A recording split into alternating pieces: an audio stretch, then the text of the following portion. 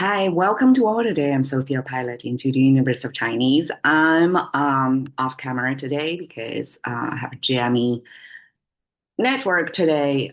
So excuse me for that. Um, let's continue. 西大. Yesterday we talked about 东大, East big. That is self-referral of China because China fit the definition that's located in the east side of the globe and it's a big country over there. Now we have its opponent, uh, 西大, the big country in the west.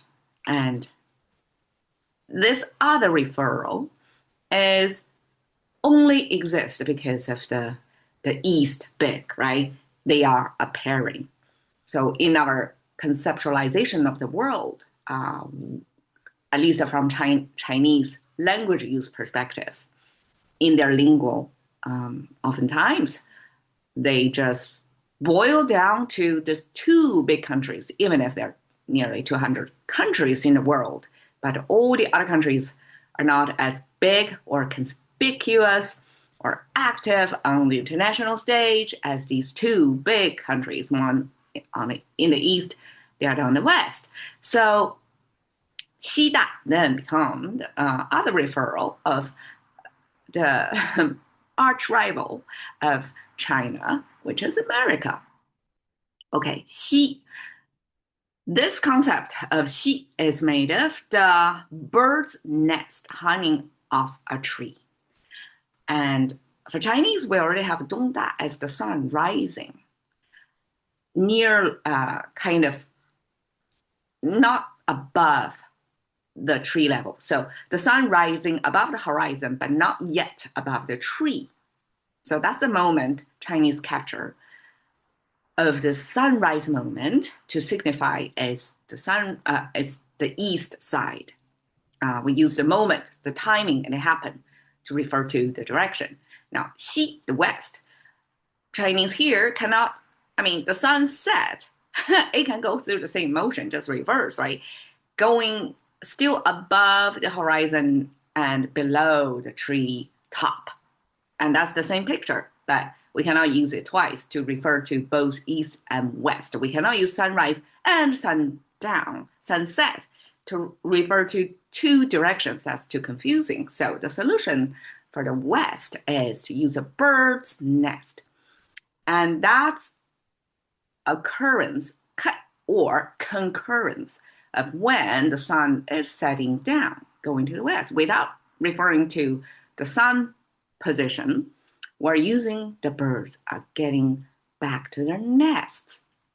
That's the moment, if you take notice of the day in time, when the sun is setting, you kind of can hear the birds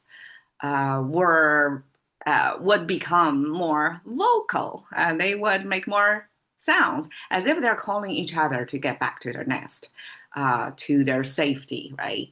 And this bird's nest as a concurrence of the sun setting time was used to refer to the West.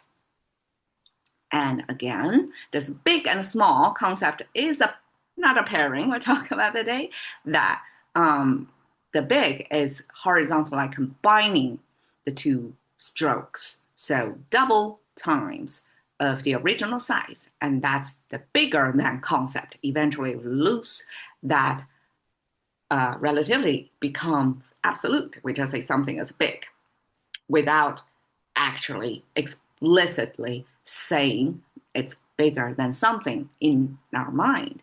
Okay, 小, the small concept, is the opposite. So it's the separator vertically separating the two pieces to make sure it's cut in half visually, and that's this halving something is guaranteed to be smaller than the original size. So this double size or half the size was a Chinese solution to answer to the very common, frequently used concept of big and small. Both of them came from the relativity, but lose it over time and become absolute, big or small. So West, a big country, is the USA. And it's interesting because one, I was searching for imagery for both China and USA, but both are big countries, complicated things. And just to use one frame to express the essence of them.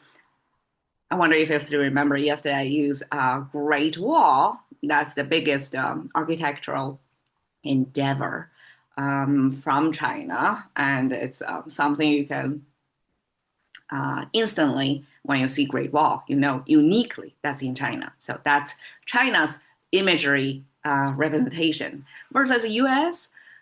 Is this Statue of Liberty is one of the first things, and it's a big object, right? And it has been with the U.S. for a long time, almost as long as the country's duration.